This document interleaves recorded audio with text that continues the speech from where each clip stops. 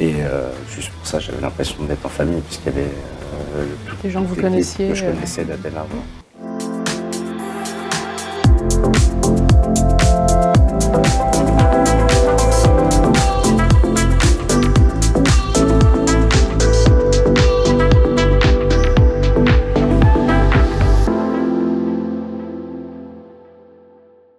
Bonjour, aujourd'hui nous recevons un acteur franco-algérien. Vous l'avez vu dernièrement dans le célèbre film Athéna sur Netflix et dans de nombreuses séries télévisées. Monsieur Wassine Mbarek, bonjour. Bonjour. Bienvenue, merci d'avoir répondu à notre invitation. Merci à vous de m'inviter. Pouvez-vous nous parler de votre parcours dans le cinéma, Bien sûr. de votre expérience professionnelle dans ce domaine? Bien sûr, bien sûr. Alors moi, j'ai commencé le cinéma en 1994 dans un film qui s'appelle Bye Bye de Karim Ridi. À la base, j'étais pas destiné pour ce métier. Je ressemblais énormément à l'acteur et il cherchait un mineur pour pouvoir jouer le rôle de son petit frère. Donc j'ai tout appris avec eux et j'ai été piqué à ce moment-là, mordu plutôt par le métier dès le départ. Vous avez un long parcours dans les séries télévisées, le cinéma, Le théâtre aussi? beaucoup Oui. de films d'auteur. Le théâtre, non, malheureusement. J'ai jamais D'accord. trouvé une pièce dans laquelle je me voyais jouer. Et alors, ça a été surtout du cinéma, des films d'auteur, quelques passages dans des films plus populaires comme 3-0. Enfin, j'ai un peu été hétéroclite dans mes choix. Le dernier en date, à grand succès, Athéna. Le dernier en date, Athéna, c'est ça, tout à fait. Voilà, et du coup, comment vous avez vécu le succès de ce film? Je l'ai vécu tout à fait normalement. C'est que il se passe quelque chose de très bizarre, c'est que les gens ne me reconnaissent pas, donc j'ai laissé la place au rôle plutôt, et je me suis mis en retrait, donc je le vis normalement. Enfin, je me rends bien compte que le film est exceptionnel. Je l'aime beaucoup, j'envie beaucoup les gens qui ne l'ont pas encore vu parce qu'ils vont le découvrir. Et grâce à ce film notamment, j'ai eu plusieurs propositions dans le métier. D'accord. Et comment vous avez vécu ce rôle? Parce que c'était pas un rôle évident.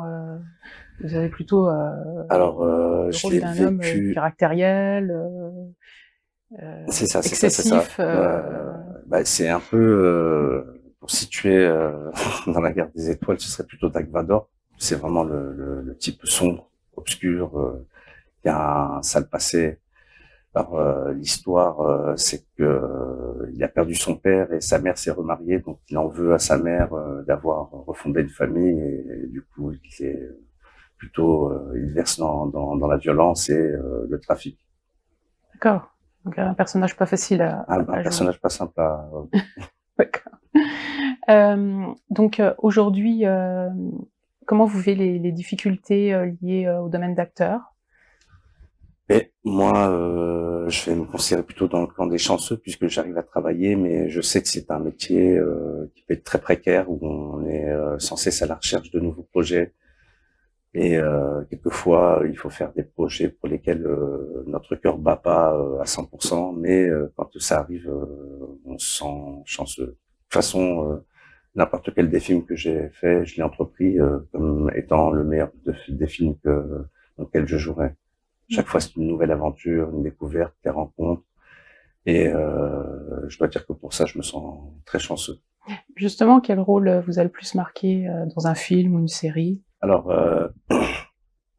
je dois avouer que Athéna m'a quand même pas mal marqué, puisque j'ai eu la chance de travailler avec Romain Gavras, qui m'a donné énormément de liberté, qui m'a même laissé improviser certaines séquences où j'avais vraiment l'impression d'être un créatif plus qu'un comédien qui est tributaire de ce qu'on me donne à jouer. Et pour moi, ça a été une excellente surprise de trouver ce regard quelquefois affectueux, quelquefois admiratif de la part d'un grand metteur en scène. Est-ce qu'il y a des choses que vous refusez de jouer ou des choses que vous aimez particulièrement faire?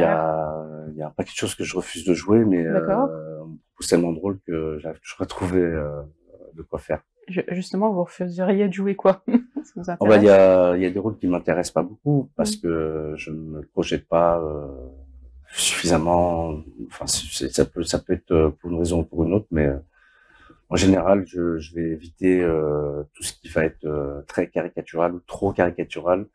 Si si je ne sens pas que dans mon interprétation, je puisse amener un supplément d'âme, faire la différence. D'accord, merci. Vous représentez aussi, je dirais, la diversité. Oui. Malgré moi. Au niveau des jeunes, quels conseils vous pourriez donner? Comment vous vous positionnez par rapport à ça?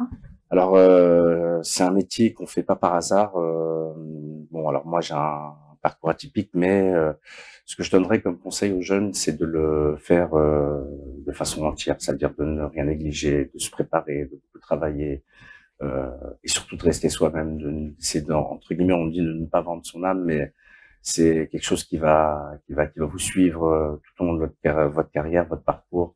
Et je pense que c'est important de rester intègre vis-à-vis de soi-même et de ce qu'on a envie de devenir dans ce métier d'acteur.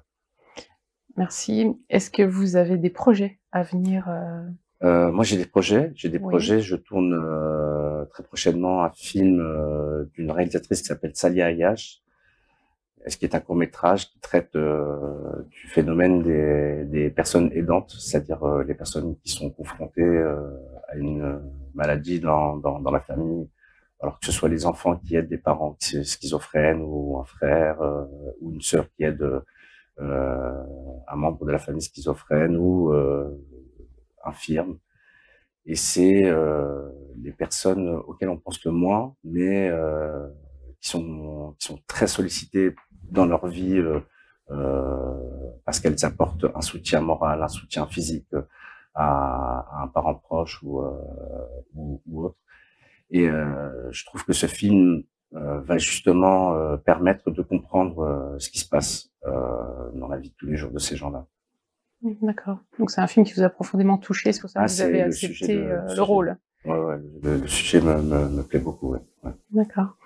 Et j'ai aussi un autre film justement du même réalisateur qu'Athéna, Romain Gavras, qui va se tourner normalement en Islande ou en Grèce avec Nathalie Portman. Donc j'ai la chance de continuer sur une belle lancée. Puis j'ai des programmes à venir qui sortiront début 2025. Dont une série qui s'appelle Les Sentinelles pour Canal+. D'accord. Une adaptation de BD, donc c'est du spectacle, c'est tout ce que j'aime. Ah, très bien. Dans lequel j'interprète le rôle d'un baron, d'un camériste qui est mentaliste, qui donc espionne à distance. Et je vais pas spoiler le reste, mais il y a beaucoup de bonnes surprises dans ce film. Ça vous a plu? C'est un film un peu d'époque? Alors c'est une série qui est en 8 épisodes et ça m'a énormément plu. C'était le même chef opérateur que pour le film Athéna, c'est-à-dire que c'est la personne qui est responsable de l'image, de l'esthétique du film. Et juste pour ça, j'avais l'impression d'être en famille puisqu'il y avait des gens que vous connaissiez, que je connaissais d'Athéna. Tout à fait. Et comment vous vivez le fait de passer d'un rôle à un autre? Vous arrivez à... Alors, c'est comme passer d'un cadeau à un autre. Hein. Ça me fait ça me procure à peu près la même sensation. Et je me sens chanceux à chaque fois, en fait. Au départ, je ne savais pas que j'étais comédien, donc je me demandais comment je pouvais être sélectionné. Je me disais, bon, ben voilà, l'arnaque continue. Et finalement, je me suis rendu compte que j'avais ma part aussi au sein de cette profession et je m'en fais une joie. Est-ce que vous auriez une anecdote à partager avec nous sur un tournage? Alors, une anecdote... une ou plusieurs? Alors, j'en ai plusieurs, mais il y en a une qui me vient en tête, c'est la fois où j'ai rencontré Samina Seri pour la promotion du film Bye Bye de Karim Rudi, avec qui je me suis bien entendu. J'étais avec mon père, paix à son âme, et ma grande sœur, et je sais pas, il a fait un espèce de transfert, et donc on s'est tout bien entendu. Et je l'ai retrouvé parce qu'il tournait un téléfilm à Nanterre avec Catherine Jacob, La Dernière Chance, je pense, si je me souviens bien. Et il m'a demandé pourquoi je continuais pas. J'étais complètement novice, donc je lui ai demandé comment il fallait faire, et il m'a donné le numéro de téléphone d'un agent.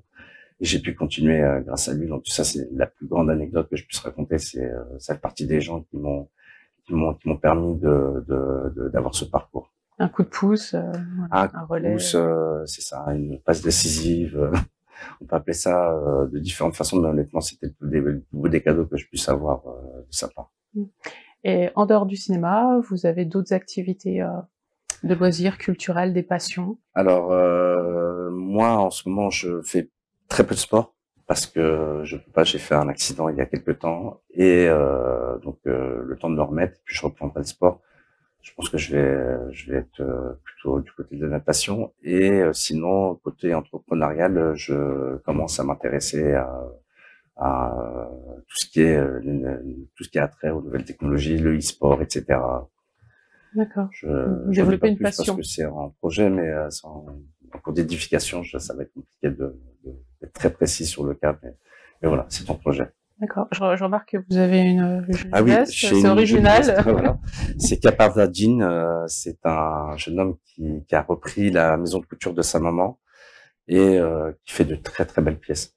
Et je le remercie de m'avoir habillé justement pour cette occasion.